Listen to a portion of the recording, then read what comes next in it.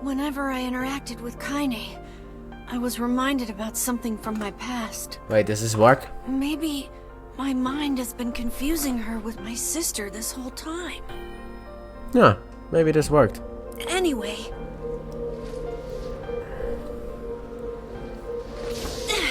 Oh, thank God we don't have to do all that crap again.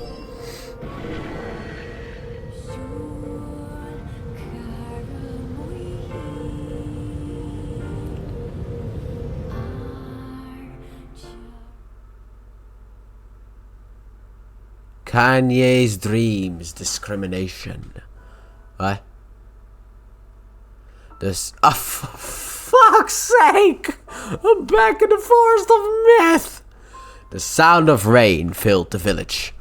The steep cliffs that surrounded the area magnified sound, causing even the slightest drizzle to rattle like a thunderstorm. Thin wisps of smoke streamed from huts as the villagers huddled in their homes and waited out the rain. A single child, however, had braved the downpour and was now wandering slowly toward the wooden, hawk-shaped weather vane at the center of town. The wanderer reached the vane, which had existed for as long as any could remember, and stared. I don't know. The child's face was simultaneously delicate and fierce, like a teacup that had survived a shipwreck. Those traits combined with pale white skin to give the face an almost sexless quality. Sexless? If you're talking about Kainé, she is not sexless. If the beak turns east, I go home. If it stays west, then I. The child blinked. Rain slowly dripped down the young one's short hair and began its long descent to the ground. Come on. Come on! The child felt a slight breeze and washed as the vane slowly creaked to life, spinning this way and that for a moment. It's finally settled, with the beak pointing firmly towards the east. East? Really? Before the vane could move again, a jagged rock came spinning and tumbling through the air, striking home against the child's head. The force of the blow dropped the child to the ground as a hail of stones began to fall all around. Oh no, they found me! A heartbreaking smile crept across the child's face as the stones continued their assault. Through the rain, the sound of multiple footsteps grew louder before a voice rang out. Yoo-hoo, Kainé! The voice belonged to Demo, worst of all the bullies in the Eyrie. As Kainé struggled to stand, a final stone came skittering through the mud and bounced against her foot. Blood oozed from the cut above her eye and blurred her vision, but she could make out the shapes of Demo and his usual gang of idiots. The boy seemed taken aback for a moment by Kainé's seemingly indifference to the blood dripping from her face, but quickly regained his bravado. What's up, freak? You like the rain? You like getting all wet? Or did you decide to run away from home? Though she knew it was futile, Kainé turned to leave. Before she could get more than a few steps, the other children scrambled to surround her, cruelty burning in her eyes. Kainé knew those were not the only eyes on her. The tormentor's parents watched from the safety of their homes. She was attuned to this sensation. It was one she had experienced many times before. Wait, so the parents of the children who are assaulting Kainé are just watching? Shit, parents! While some villagers simply turned a blind eye to the actions of their children, many encouraged it openly. Cunts! The lot of them! I'm happy the Eyrie's destroyed. I am fucking happy. That was a god-awful place. Fuck 'em. In a society ruled by superstition and fear, Kainé was something to be hated, and if possible, destroyed. I didn't say you could leave, freak! Demo's words chewed at her like a worm through an apple. He can't hurt me, she lied to herself. Be strong, be brave. He can't hurt me. He can't hurt me. He can't hurt. Oh look, the little freak's gonna cry. What's wrong? Are you sad that everyone hates you and wants you dead? Dude, fuck off, okay? This is little Kainé. This is cute Kainé. You fuck off. Now I understand why she's such a hard-assed bitch. Kainé prayed for the rain to flood down and carry her away from the world that seemed to have no place for her.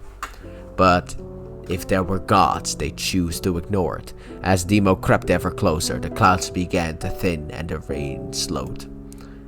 Even the weather hates me. I'm useless, a failure. You're not. I wish Demo's rock had taken my head off. Kainé couldn't meet Demo's leering gaze. She lowered her eyes and stared at the muddy ground below. Wait a minute, this makes the whole thing even worse. Because in the main game, it's like, you know, like, they were like, oh, Kanye's a freak and stuff like that. But then after she saved them, they were like, she was just misunderstood. And now this story, the Eyrie is really a god-awful place, and I wish to burn it down to the fucking floor myself. I hate that place. I'm happy that place got destroyed. Fuck those people. The bully moved forward until he was inches away. She could smell the scent of old meat on his breath. The boy grabbed Kanye's face with thick fingers and yanked it upwards. She tried to turn away, but he forced her gaze back and jammed his thumb against her eyelid to pry it open. Show me! No! Did you just say no? Demo grinned evilly. You don't say no to me. No one says no to me. Not even taking his attention from Kainé, he called to his cohorts. Come on guys, let's give the freak what she deserves. As soon as Demo finished, kicks and blows began to rain down upon Kainé. Demo paused, still grinning, as Kainé curled into a ball and tried to make the pain stop. I don't get you, freak. What you acting like a girl for, huh? Everyone knows what you really are. Kainé ignored the question, choosing instead to stare at the weather vane. It continued to point east, as if supremely confident about the future it had chosen for her. What do you mean, what you acting like a girl for? Is she not a girl? Oh no. What? Go home? Yeah, that's a funny joke for someone with dead parents and no home to go to. Freak! Chanted the children. Freak, freak, freak! Kainé closed her eyes and listened to the rain, waiting for the pain to start again. As the clutching hands of the village children closed around her, she bended her mind to the sound of the rain, letting it become her world entire. The rain fell, but the pain never came. Only when the laughter of her tormentors turned to terrified cries did she dare open a single blood-caked eye. Kainé was shocked to see Demo sprawled on the ground, holding his head and screaming in pain. She could see blood welling from spaces between his fat, twisted fingers. Oh my god, he's crying! He's actually crying! Deprived of their leader, the other children glanced back and forth between themselves, as if waiting for someone to step forward and take charge. When no savior emerged, they began an uneasy shuffle away from Kainé. But the young girl was the least of their concerns. Instead, their attention was wrapped on the ancient woman standing a few feet away. After struggling for breath for a moment, she finally spoke in a voice thick with rage. Hurts like a bitch, don't it? Now I suggest you scatter before I throw another one. And if any of you little bastards ever touch my Kainé again, I'll do far worse than throw a rock. You can count on it. The old woman crouched down and gently touched the hand Demo was using to cover the wound. Before he could think to protest, she ground her palm into the wound and twisted back and forth. Ah! He screamed, leaping from his feet. Stop it! What are you doing? Quit whining. Ain't no one ever died from a scratch. You hit me with a rock, you stupid bitch! A big one. That thing could have killed me. The old woman shrugged. Death is the best cure for stupid. Demo's face twisted with rage at her words. Locking his eyes on Kainé. He took a step backwards and spat on the ground. Get out! Leave this village! No one wants you here! Either of you! Seeing the old woman grab another stone, Demo and his companions turned tail and ran. As they fled, the old woman grabbed her side and barked out a single laugh. Ha! Look at the fat boy go! Guess he's healthy enough to run from a fight. Wow! You do love yourself a good old-fashioned fat joke. I make them daily, because there are fat people living in this house. So, they give me easy enjoyment. The woman's smile faded as she turned her attention to Kainé. Kneeling down, she removed her shawl, I know, and placed it around the young girl's shoulders. Then proceeded to cloth from the folds of her dress and began bolting the blood on her forehead. Oh, Kainé, she said, why didn't you fight back? You're stronger than that lot. The words of her grandmother stung Kainé. She turned away. Grandma? First it was old woman. You didn't say she was a grandma. Don't be nice to me, she said. I don't deserve it. Nothing matters anymore. Her tears held in check for so long finally began to fall on the muddy ground below. Everyone hates me. They think I caused bad things to happen. They think I'm a freak. I wish I was dead. As Kainé's tears turned to sobs, she felt her grandmother's hand on her shoulders. Despite her advanced age and diminutive size, she was a woman of surprising strength, and Kainé found herself unable to turn away. Don't talk like that, girl. It's a river wide and deep that flows between the realms of this world and the next, and it grants no mercy to any that attempt the crossing. You got a duty to fight until your last breath. Understand? The old woman tightened her grip and tried to still the tremor in her voice. You know the pain of losing someone close to you, Kainé? You know because you survived it. As the words hit home, Kainé was struck by a force of her love for the old woman. As a young child, she didn't even know of her grandmother. But when her parents died, the woman quickly accepted her as her own. Grandma, as Kainé called her, was cunning, vulgar, quick to violence, and their first years together had not been easy. But with each year that passed, Kainé and her grandmother had grown closer. So it's not real grandma. However, it was only now, sitting in the mud with tears and blood caking on her face, that Kainé truly understood the depths of her affection.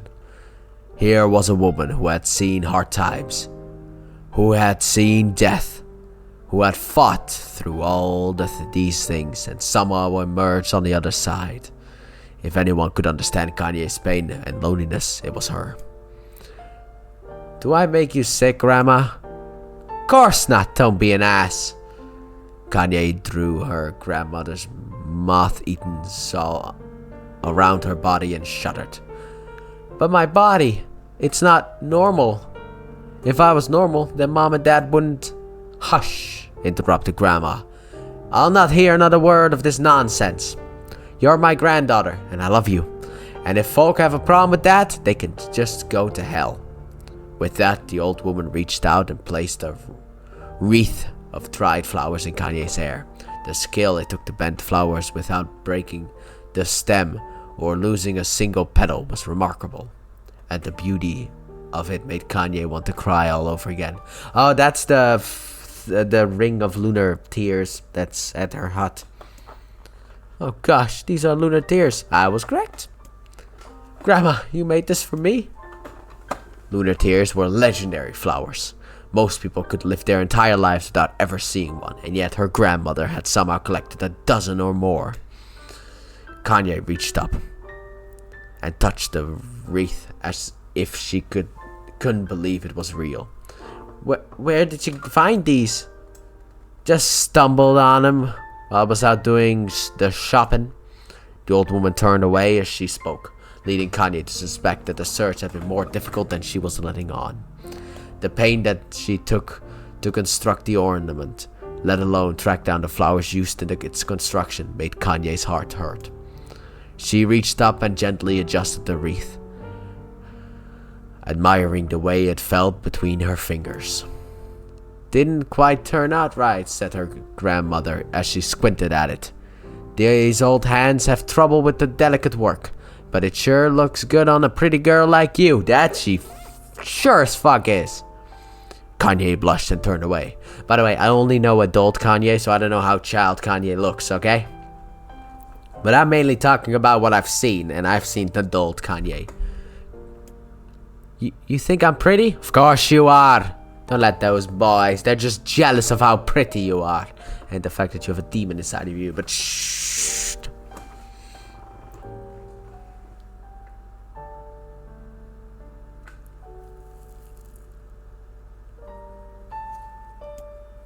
Of course you are. What a fool thing to say.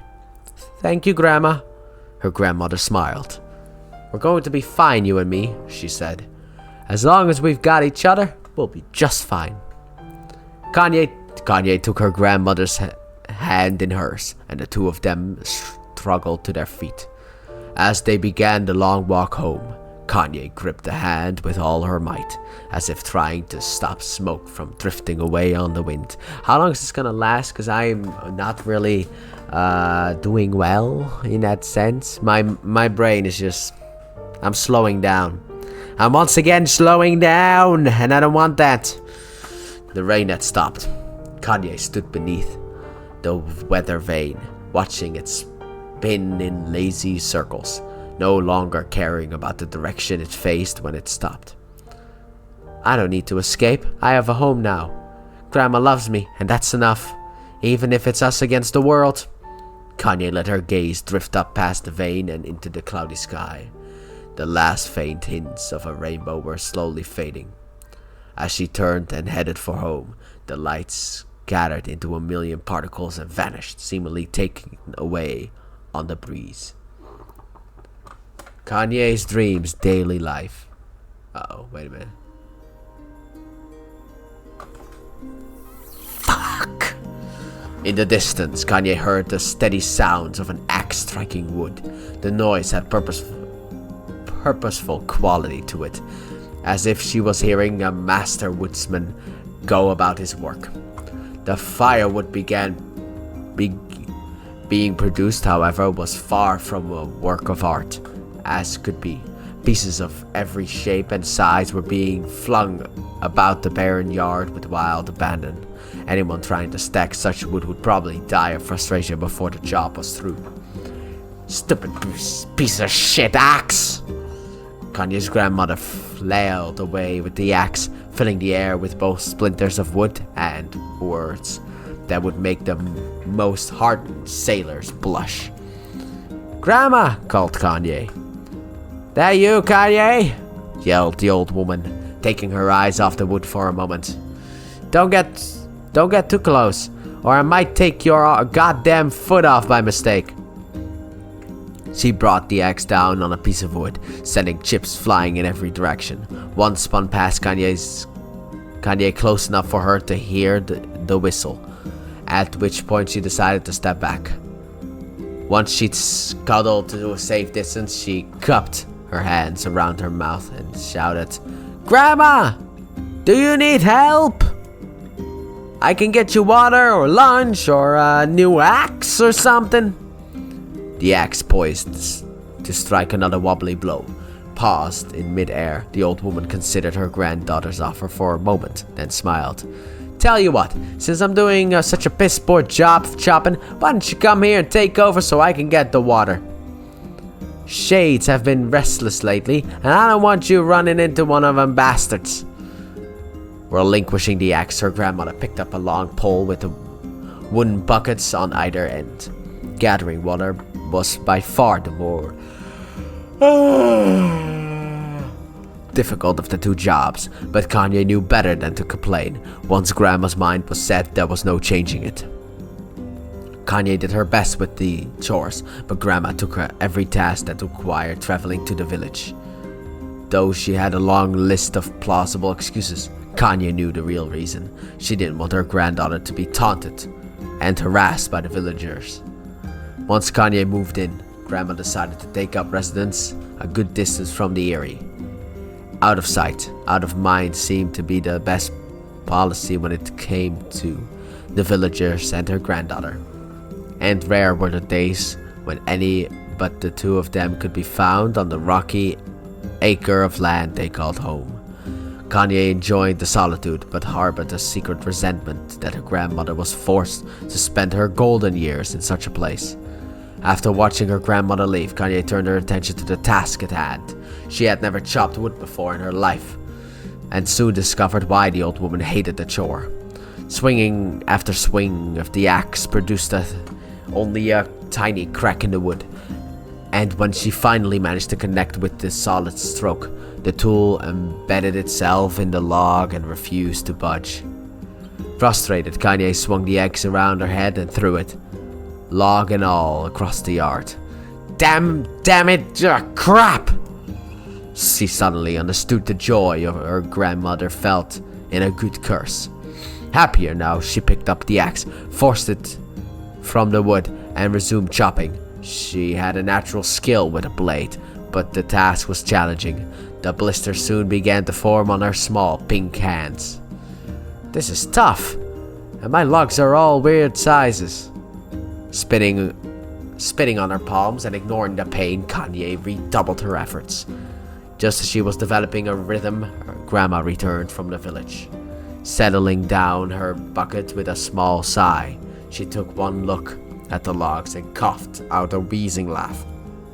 Pretty clumsy, girl. You better practice if you... Her grandma suddenly collapsed to her knees, causing one of the buckets to wobble precariously. Eyes wide, Kainé dropped the axe and ran to her grandmother's side. Grandma! The old woman shook her head and pointed a trembling finger to the bucket. Get the bucket. Can't let it spill. Kainé steadied the bucket with a foot as she kneeled before her grandmother. A small bit of water sloshed over the side and made a new home in the hem of her dress, but Kainé didn't notice. Grandma, what's happening? Crazed with panic, she grabbed her grandmother by the shoulders and shook. After a moment, the woman lifted her arms and patted Kainé away. Stop that! Just stop! She cried, breathing heavily. It ain't like I'm dying. Just tired from the trip is all. Kainé desperately wanted to believe her, but one look at the old woman's shaking hands and worn face told her more than words ever could.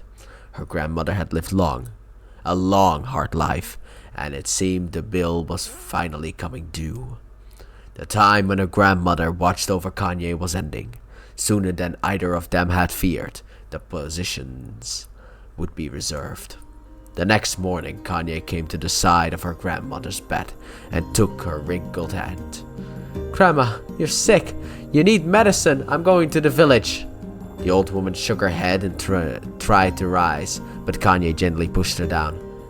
It's alright, she said. I'll be fine. Her grandmother fixed with a gaze that could melt steel. After what seemed an eternity, she finally lowered her eyes and sighed. Well, I don't like it, goddammit. But I guess I could quit. I should quit being so stubborn and let you grow up. The old woman watched as Kainé strapped on her boots and made her way down the road to the village. Hours later, an unseen sun made its way across the dark and rainy sky. She was still watching. Kainé moved at a brisk pace, checking her pockets every few minutes to make sure the money her grandmother gave her was still there. Every noise caused her to spin on her heels, making sure she wasn't being stalked by a shade, or worse, Demo and his gang. But she encountered neither tormentors nor shades, and Kainé finally found herself at the entrance to the village. The few adults she could see glanced sideways at her. then muttered to each other behind raised hands before silking away into the shadows. Her heart racing, Kainé took a series of rapid, shallow breaths and tried to calm herself. I have to prove myself. I have to help Grandma. I have to be strong. She chanted those words to herself over and over as she slowly made her way.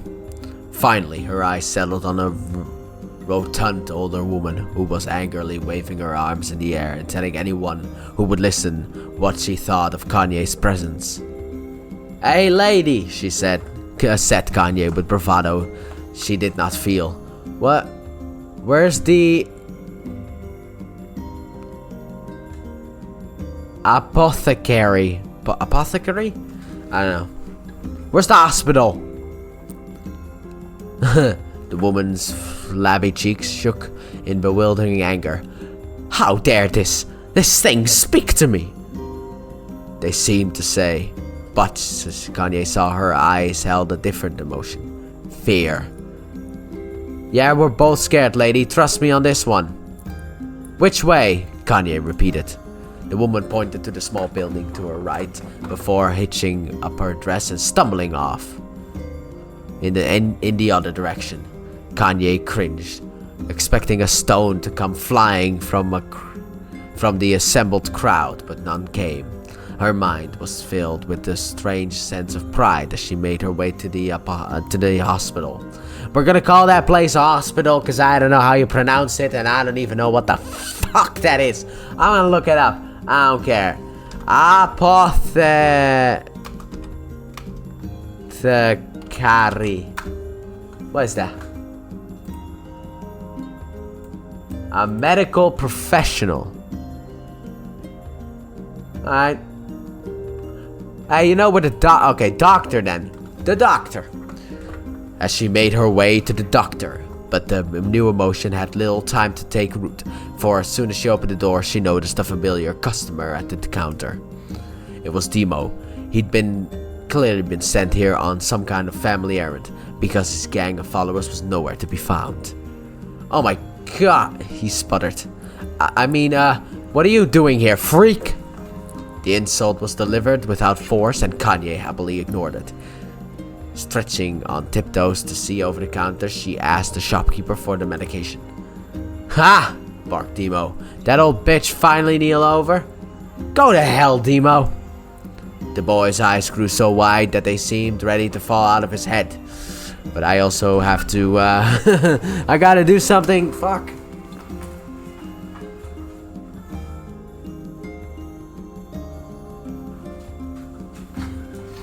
Son of a bitch. My phone was going off. Because it's supposed to be time for me to end this stuff. But before he could let fly a comeback, or worse, a punch, the doctor told them to knock it off before he kicked them out of the store. Demo slunk out of the shop, cursing Kainé under his breath. Once he was gone, she allowed herself to breathe once more, taking a brief tour of the shop while the owner prepared her medication. Countless tiny bottles filled the cramped store, each with a label written in some indecipherable language. An ocean of aromas assaulted her nose, creating a scent that was exotic, but not altogether unpleasant. Seeing such a variety of supplies gave Kainé a sense of peace. Surely, in a world so vast, there would be a place that she could call home. On the far wall, behind the counter, rested a portrait of a stunning young girl. The picture had once contained bright, vibrant colors, but time had worked its cruel magic and they were beginning to fade. Don't do this now. Not now. No fucking hiccups now. The beauty of the work, however, remained undiminished. You like the picture? Kainé turned to find the doctor with a small vial of medicine in his hand. His eyes were gentle but sad, and they seemed to stare through her into nothing as he spoke. That's my daughter. I sketched her when she was just a little girl. She's been dead a long time now. Kainé didn't know how to respond. She just stared at the portrait and tried to come up with the right words. May she rest in peace. I know. Pictures are wonderful things, continued the shopkeeper. They let ones closest to you live on forever. He shook his head slightly and then looked down at Kainé and smiled, handing her the medicine. He reached into his sizable green apron and produced a handful of old wax crayons. You should have these. There's no one left that I wish to draw. Kainé took an instinctive step back, causing the shopkeeper's face to darken. Yes, I've heard the rumors about you, he said. It's a small village and word travels quickly. Between you and me, I'm not sure which of them to believe, but I also don't think they matter much. I know your grandmother, Kali, and I think the way she was driven out of this town is just deplorable. Grandma's name is Kali? Thought Kainé suddenly. She was mulling in this new fact over her mind as she reached out and gently took the crayons from the doctor's hands. Your grandmother is an old friend of mine, he said as Kainé scooted away yet again, and I owe her much. I wager she would like it if you drew a picture of her. Yes, I think she would like that very much. Kainé muttered a quiet agreement, but inside her heart was bursting. Never before had a villager treated her with anything but complete contempt. It was a tiny, almost imperceptible step, but it was a step nonetheless, and with enough tiny steps, she might one day discover the rest of the world. When Kainé returned home, she found her grandmother asleep in her bed. Her feet were blackened and raw, even bleeding a bit in places, leading Kainé to think that she had been pacing around the room until exhaustion finally caught up with her. She placed the medicine by her grandmother's pillow and turned to leave, but found the old woman's hand clasped around her arm. Back already, are you? Asked her grandmother with a yawn. Come here and let me have a look at you. Grandma sat up and examined Kainé from head to toe.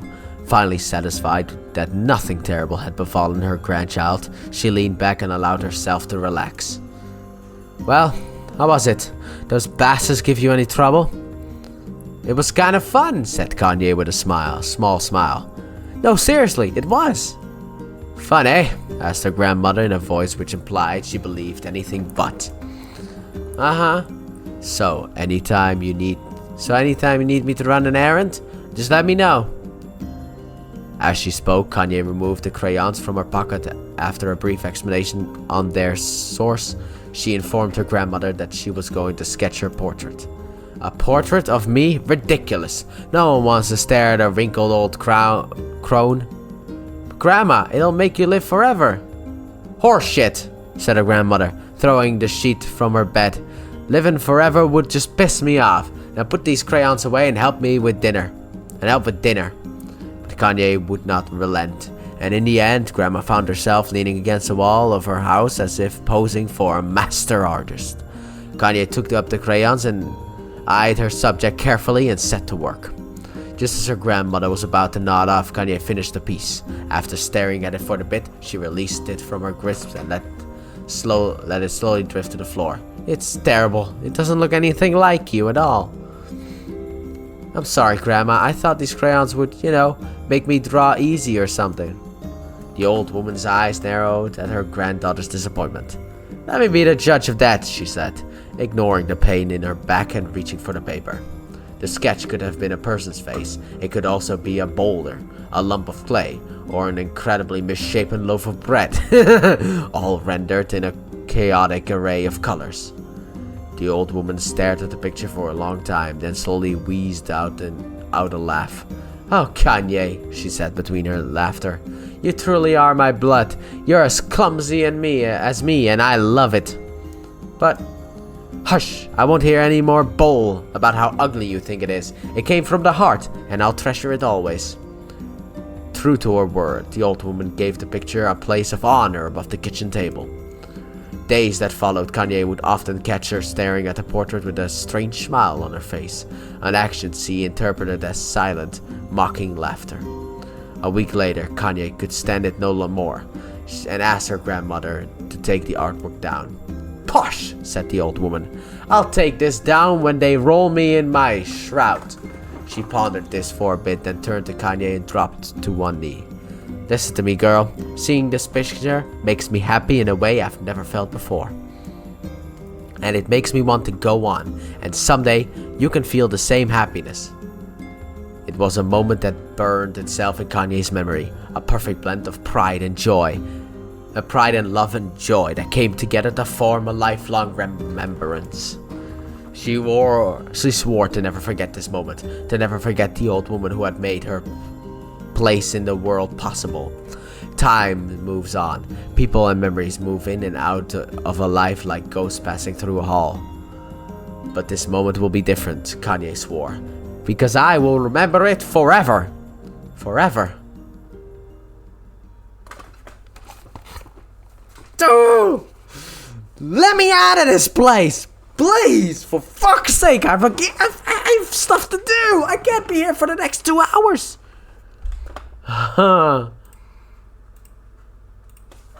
How long does the story about Kainé's life last?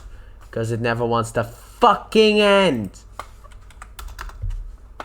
Kainé's dreams. How many dreams this bitch have? Discrimination. There's one. Daily life. Which I think we just did. Separation. Which we are in now. Don't tell me there's another one. Oh my god, there's so much text. Encounter. Oh my god, it never fucking ends. There's another one after this. Piss off, you fuck. Kainé listened to the sound of crackling wood and stared at the black object on her plate. She'd been pushing it around the wooden disc for a good 10 minutes, ignoring the bemused stare of her grandmother. Finally, she summoned her courage and gave the object a brief sniff. A sharp, bitter scent flew up her nostrils and made its home there, causing her face to twist with disgust. "Grandma, I can't believe you want me to eat a bug." The old woman threw more wood under the cooking pot and snored. "It's no bug, you fool girl. It's a berry." "Why the hell would I be feeding you bugs?" "Yeah, well, it sure looks like a bug," said Kainé, "and I think it's bird or something because it smells terrible." With that, Kainé held her nose and threw the berry in her mouth, chewing as little as possible. "Oh yeah, that's terrible, right?" "Why, you little brat," laughed the old woman. "Look at the sass on you. You've been spending too much time with me, and that's a fact." 5 years had passed since the moment when Kainé's grandmother saved her from the bullies. So we're 5 years after the first story. As is often the way with two stubborn people, their relationship had grown in fits and starts, but moved forward all the same. Motherfucker, I will make this one fucking video and nothing's gonna happen. I swear, nobody's gonna watch this. Nobody likes hearing me talk. Come on. Their relationship had grown in fits and starts, but moved forward all the same. Meals that used to be somber affairs were now filled with laughter and hurled abuse in equal measure. I need to walk the dog. I need to throw away some of the trash. I need to save the game and end the recording. Kainé could not remember a time when she had been happier. I like this, by the way, but I wish this was just voiced over. I wish it wasn't this fucking text. I wish this was actually voice acting and stuff like that. That would have made it so much better. As the years went by, Kainé started to shoulder more and more of the daily responsibilities. Her grandmother's legs grew weaker by the day, and she could no longer do many of the chores she used to take for granted. And so this morning found Kainé lacing up her work boots with a breakfast of burnt berry rolling through her belly. "Where are you going today?" asked Grandma. Suddenly, Kainé looked up, surprised. The old woman rarely asked for specifics anymore. Motherfucker, be right back. Yeah, Shadow, I'm sorry, okay? We can't go for a walk yet. Well, I was gonna check out the kelma trees and see if they were ripe. By the way, I needed to refill my glass because there's so much talking.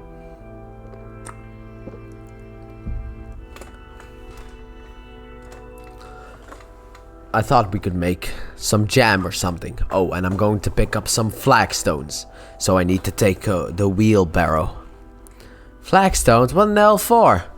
Kainé stared at her grandmother, then held out an arm and swept it around their home. Constructed mostly of cloth, rope, and rubble. The old place sagged like a boxer in the final round. Grandma!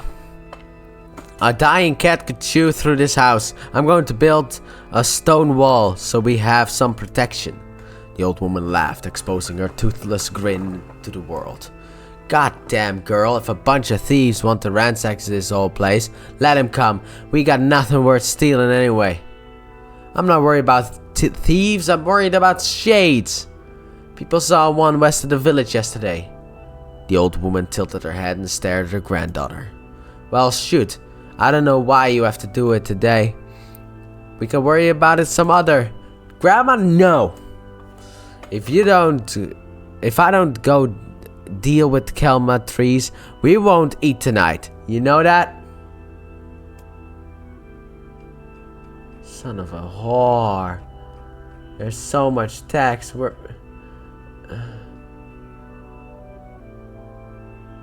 Jesus Christ, I'm not even far. Well, shoot. I don't know why you have to do it today. We can worry about it some other. Oh, wait, no, I already did that. A confused expression passed across the old woman's face, and for a moment, she was a small child lost in a carnival. Yes, she said after a bit. Yes, of course you're right. I'm sorry, Kainé. Lately, it seems my mind is... She didn't finish the thought, instead walking over to her nightstand and gently taking the wreath of lunatears from the drawer. The flower's petals had aged to a brilliant whiteness, and Kainé thought it was more beautiful now than the day she first received it. You're going to be a true woman soon, Grandma said as she placed the flowers in the girl's hair. So that means less chatter about the shades and building defensive walls and more talk about how beautiful you've become. Annoyed, Kainé reached up to remove the garland, but the look on her grandmother's face stopped her hand. You're a beautiful thing, said the old woman, and there ain't nothing like you in the world. No, that's true. I'm very proud of you. Okay, Grandma, that's enough goddamn compliments for one day. Such a mouth on you, where did that come from? Gee, I wonder. I'll teach you to sass me, girl. I'll teach you to sass me, girl, yelled Grandma. Suddenly, she lurched forward and grabbed Kainé by the ears, pulling her around the room with a crazed grin on her face. Grandma, yelled Kainé in a squeaky voice. Grandma, stop it, what the hell? The old woman stared at her and blinked, then slowly held her wrinkled hands out as if it was the first time she had ever seen them. Oh no, I don't know what's happened there. I'm sorry, girl. Sometimes my mind just... Kainé thought the look on her grandmother's face was the most heartbreaking thing she had ever seen. Listen, she began. Maybe I should stay home after all. No, I won't have you stay here to keep an eye on an old codger like me. You go and get your fruit and your wall and whatnot. I'll be fine. And when you come back, I'll have a nice grasshopper dinner waiting for you. Kainé rolled her eyes, then kissed her grandmother on the forehead and made ready to depart, trying desperately to ignore the worry that was gnawing at the walls of her heart. Kainé could feel the old woman's eyes watching her as she moved down the path. Don't turn around, she told herself, but in the end, temptation was too great. She spun on her heel for one final look and saw a small, bent woman standing in front of a ramshackle hut, with a sad expression on her face. God, she looks so old now. It's like the wind could reach down and just carry her away. Kainé worried about her grandmother all day, causing her work to suffer. What little fruit she could collect was tossed carelessly into the wheelbarrow, and she only found a couple of stones before losing interest in the project. Sorry. Finally, dusk approached, and she decided to call it a day. Cursing herself for the lack of focus, Kainé pushed the nearly empty wheelbarrow back down the path. As she crested the final hill, she suddenly froze in place. The wheelbarrow fell from her fingers and collapsed on its side, sending a few pieces of wrinkled brown fruit rolling back down the hill. I have an idea that could work. Her gaze was transfixed on a thick black cloud that hovered just ahead, tracing its path with her finger. Kainé suddenly felt her stomach knotting on itself. Oh gods, no. Her grandmother's house was ablaze, the flames licking up as if trying to touch the sky itself. Grandma! Grandma! Kainé ran then, faster than she had ever moved in her life. By the way, it was maybe like having Google read all this bullshit because I'm sick of this crap, but no. This is my Let's Play, I gotta do it myself. I can't have Google fix this shit for me. Once she tipped a stone and went sprawling into the rocky ground. Once she tripped on a stone and went sprawling into the rocky ground, but she leapt to her feet and continued running, unmindful of the blood that spilled from her wounded hands and knees. As she got closer and closer, Kainé's mind began to race in time with her footfalls. It's too dark. It's too dark. Not just fire. Can't be fire. Too much smoke. Gotta save her. Gotta save her. She burst into a front yard and came into a sudden halt. Her worst suspicions confirmed. The smoke from the fire was mingled with the thick, icky blackness of an enormous shade.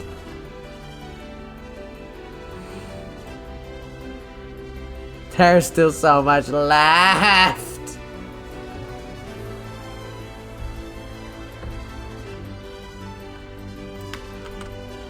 Oh wait, no, this is the wrong fucking one. I would need to go to version 2.2.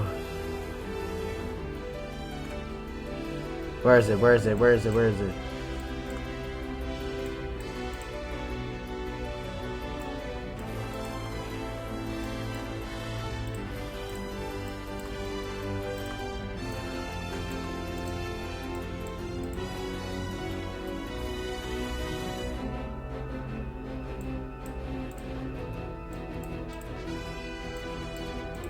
I don't know where it was.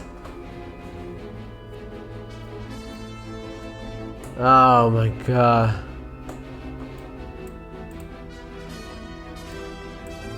Ah, here we go. I'm gonna fucking walk the dog. Be right back.